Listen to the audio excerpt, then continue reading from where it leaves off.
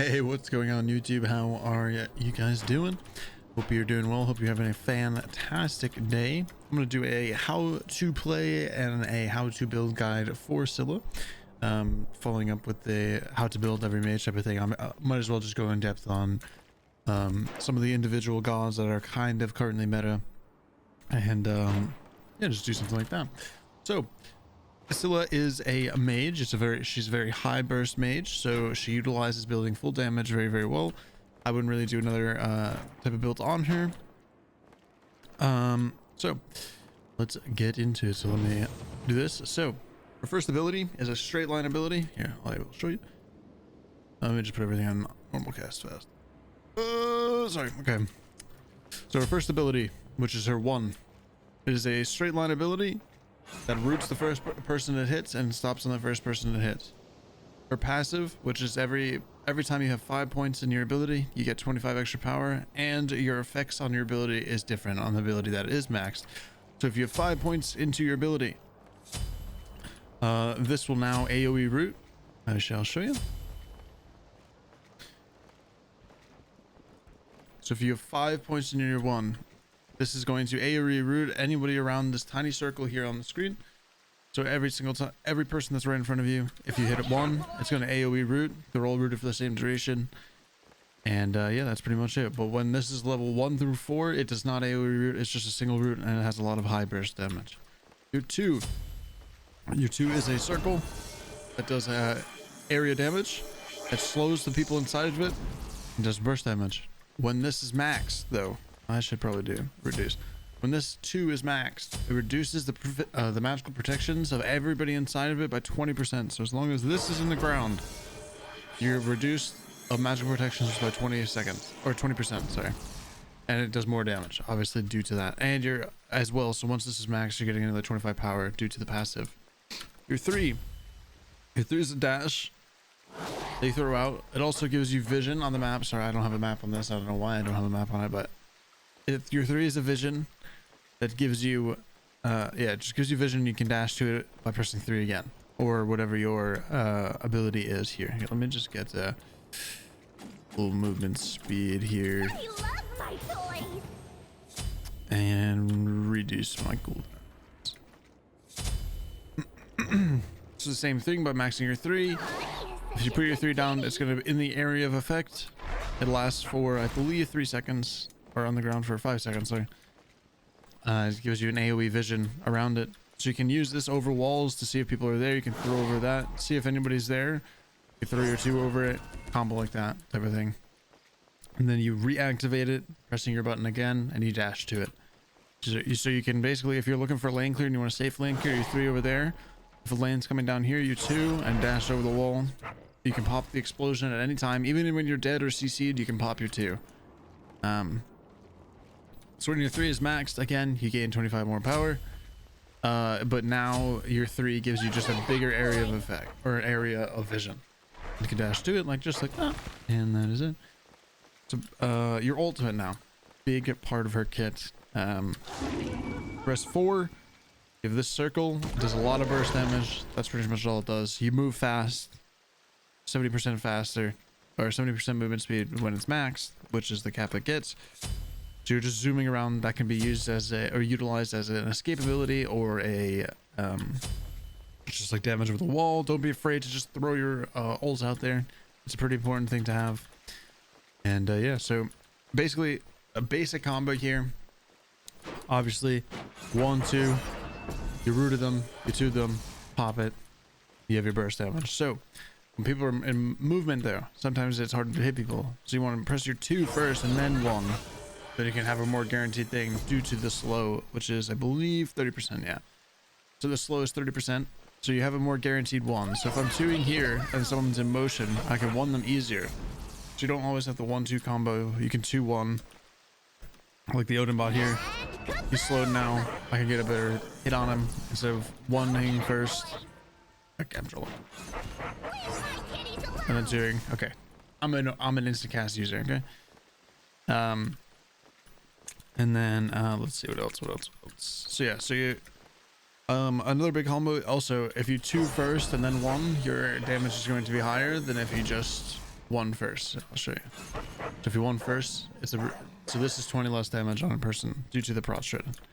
So as well as when you're gonna ult somebody, if you're like running at somebody and you have your buttons and you drop your buttons here, you can ult like this and hit them since they're already in the slow effect. Pop it at the same time or around the same time. You hit your ult first and then push your 2 so they have the reduced damage, so your ult does more damage. And yeah, that's a pretty important combo. As well as let me wait for my ult to come back up. So if someone's running from you and you're like right here and they're trying to like juke you and stuff like that, you don't have to press your ult key here. You're probably never going to hit it. You just cancel it, drop your 2, 1, and then you get your damage that way. That's always another important thing. You don't always have to use your ult for damage. Sometimes just holding your ult and just using it as like a scare factor and then dropping your 1, 2 gives you damage is also pretty important. Yeah, that's pretty much it. A big thing for her like early laning clear, since she has a weaker early game, is if people are pressuring you, you put your 3 far away, like in your tower, behind your tower, put your 2 there, drop it, and then you'll fly back and you pop your 2 and you cleared. You're 0% chance you're gonna die. You're under your tower, you're reviving. So that's just something to keep in mind. So again, I'll show it to you again. So I'll put my 3 back here. Minions are going into the tower. You can either 1-3 or 1-2 and then go back, pop it, you're chilling, you're safe, you're never gonna die. So yeah, that's pretty much all of her combos. It's not really too much. So she just has a lot of high burst damage. Very important to obviously hit it. So your combo here, again, we just want that burst damage, root, 2-1, a bunch of different combos that you can do. It's kind of whatever you're comfortable with, like getting used to and all that. So now, oh, I should probably tell you how to level it as well. Here, let me reset my level. So at the beginning of the game, you want to start with your 2 always. Your 1 point in your 2, that's what you want to be. Then you're going to put a point in your 1, and then depending on who you're facing, like god wise, if someone on the enemy team can close the gap fast, put a point in your 3 as just a safety thing. You're gonna have less clear, but it's a safety factor and you're not gonna have a higher chance of dying. If you do think you're completely fine, it's a little more greedy, you can put an extra point in your 2. So you have 1 point in your 1, 2 points in your 2. You get 2, just clear, but you have to play very safe because now you don't have your escape. At level 4, put a point in your 4, level 5, or at level 4, put a point in your 3, at level 4, put a point in your ult. And then from there on, your max your 2. And now here's where it becomes a little bit different. Depending on like who you have on your team, like if you have a heavy CC comp, and you think you're going to be hitting more ults, maxing the ults, fine. In my opinion, I think it's always worth just to max the 1. Don't put an extra point in your ult, just keep 1 point there, because you're getting 25 extra power from maxing this. Also, you're getting AoE root, which is huge in team fights, like actually huge. Once you have this, Scylla's like super hard spiking. She hits like a truck. She's super online. So having a big AoE root, very, very important in team fights. It's much better than having an ult that does more damage. That's basically all this ult does. It's just more damage. After that, then start putting points in your ult. Then start putting points in your 3. And yep. So the last 2 abilities you want to max is your ult and your 3. So yeah, let's get right into the build path. All right, so for starter items, you can go Conduit gem if you want. It helps Scylla out with her early clear. Another tool to take over the world. Just gives her a little bit of extra damage to get her out of the early game faster. If you think you want to hit more stuff, or you know, if you're more comfortable having CDR in your build early on and stuff like that, you're gonna have less clear here. It's gonna take a little bit longer to get online. But sense of time, you can go here as well, completely fine. Just dependent on how you feel and what your playstyle is and stuff like that. Conduit gem, if you're gonna upgrade this, you can argue Archmages is fine on Scylla because she's a high burst mage. But if you are gonna go Archmages, just make sure you are not using your buttons to clear waves if they're sieging, or if you're sieging on stuff. Just make sure to not use your buttons on waves because you want Archmages full stacked at the beginning of a team fight for the more burst. You want a more like okay route to go, just go gem focus. It's a fine route to go. It is what it is type of thing. But this is where, in my opinion, Sands of Time obviously becomes better. You're scaling with 100 more power once you purchase this item. You have 20% CDR. You're hitting like a truck when you get this item. You really start swinging, and you have 20% CDR. You're loving it. So that's the difference. If you're gonna go Sands build, you go Pendulum, you're just gonna have a weaker early game with the Sands. With Conduit, you're gonna have a stronger early game, while your late game not gonna vary too much, but it depends on your type of playstyle and who you have in team. If you have to clear waves, I wouldn't go Archmage, just go General Focus. If you don't have to clear waves, just go Archmage, you can one-shot people. So those are the only two. I would never go Alternate Timeline. It's a terrible item. Don't even bother going it. So let's do the Conduit starting path. So if you're gonna go Conduit, you want to have a lot of pressure early. I would just go Magic Focus, 1 health or 2 health pots and a mana potion, and then obviously depending on bees or Aegis, depends on who you're facing, and then you just use this to clear. So after red buff, you're gonna have like 13 stacks on the first wave. Just put it here, clear it. Conduit helps you with the early clear. It helps you get rolling. And then I would build into, depending if you need the burst or not. Usually with Conduit, since you don't have the CDR, you kind of want to go Shoes of Focus, but it doesn't really matter too much. It just kind of depends on what you're looking for. In my opinion, I would just go Shoes of Magi into Deso. If you want to go double flat pen here, so this is where the build kind of diverses. So if you want to go double flat pen here, you can go double flat pen. You can either go Divine or Spear Magus here.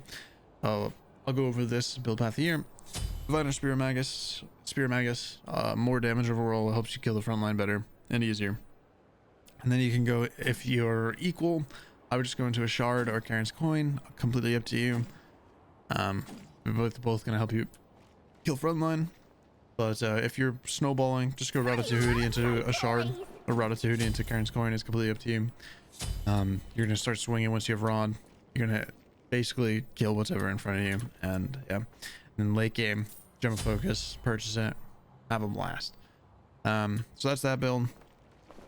So if you are not gonna do this build path, you just go Rod here. So you have your first 3 items are Deso first, Boots, Rod. You can go then into a Shard if you want to, and then you can go into a Reaver here. You can go into an E-Staff here. You can go into a Staff of Mirrodin or a Soul Gem.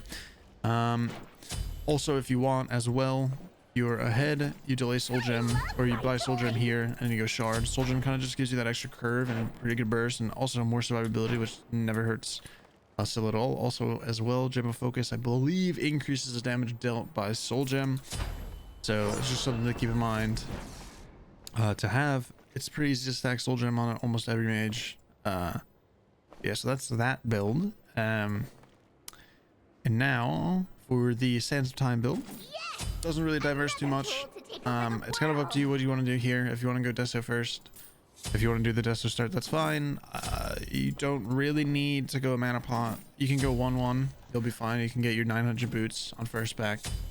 You can get your 900 gold boots with health multi, but you can play up more now since you have health multi. You want to use your potions as a potion advantage. And then here, again, it's up to you what you want to do. You can go Shoes of Magi here, go into Deso again. You can go the double flat pen option. You can go into Rod, Soul Gem, Coin, and then you go Pendulum Aegis, and you're swinging. 775 power late game. You're hitting like a truck. You're gonna kill anything that's in front of you. So just as like a damage test here, I will one shot the Rod. So if I have my 2 down first here though, and I won, my 2's doing more damage, or my 1's doing more damage.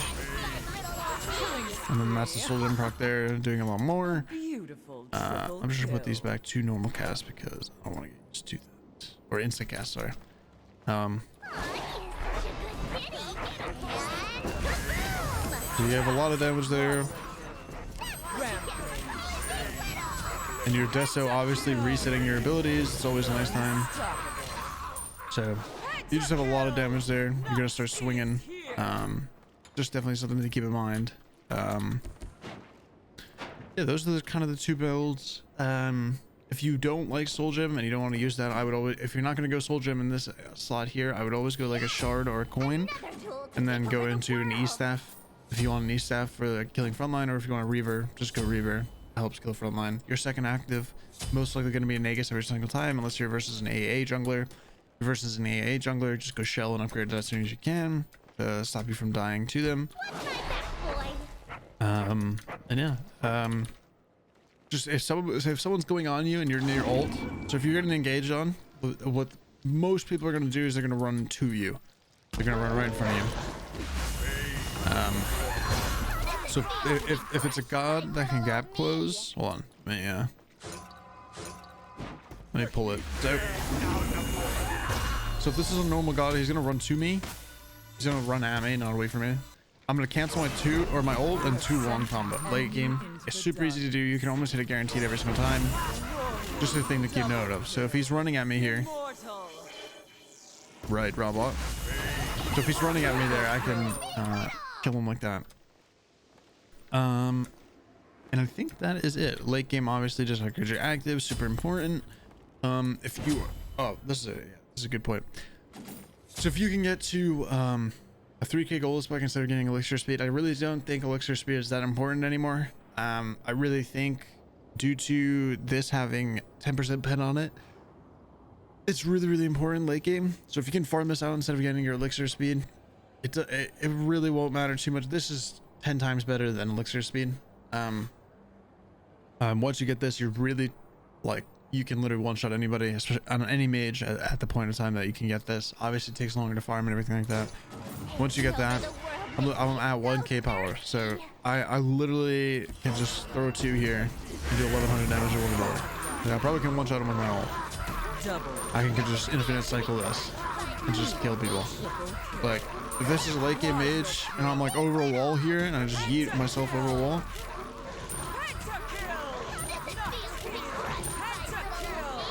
and then I'll cancel and go over a wall and I'm safe. Like, a lot of beneficial things there, that is for sure. So yeah, keep that in mind. Let's see. Oh, so if you have archmages instead, I can go over. So if you have archmages, you want it to stack. This is what I was saying, by the way. You don't want to use your 2 to clear any creeps or anything like that. You'll be a very sad camper if you do that, because it takes literally forever to stack. I think it's what, 1 second? Yeah, every 1 second you're getting a stack. So also a fun fact with archmages with Scylla ult, if you kill somebody with Scylla ult with archmages, it's going to keep doing the extra bonus damage. It's bugged. I don't know why it's doing 29. It shouldn't be doing 29, but yeah, just keep it in mind that archmages will stay stacked on your Scylla ult. Yeah, basically, if you're utilizing archmages, it doesn't really matter what ability you hit first, but you don't want to use archmages when it's low on stacks. So you want a 2-1, 240 extra damage right there. You're swinging. Let's see. I don't know if I can stack this. I can't stack it. That's not like. So I have to wait. So if I killed him here, I did 191 extra damage. I'm kind of swinging right there. Yeah, that's pretty much it. Just utilize your dashes as much as you can. They're super important to use. Your dash is a very important part of your kit. You can use it aggressively to get vision, or you don't have to. You can go very far with your dash. You can't blink and then dash back. Yeah, that's pretty much it. Scylla's burst secure on objectives and everything like that. That's also a big thing I should probably talk about. So her burst secure on objectives is very good. Like if you two ult, you're basically gonna get it every single time. As long as you time everything properly, you can get it almost every single time. She's one of the best secures in the game. Obviously, it's always gonna be a 50-50 in theory if people are contesting, just because you don't have like the guaranteed secure. Now, let me just kill fire real fast. So if I'm looking to secure fire, 1 second.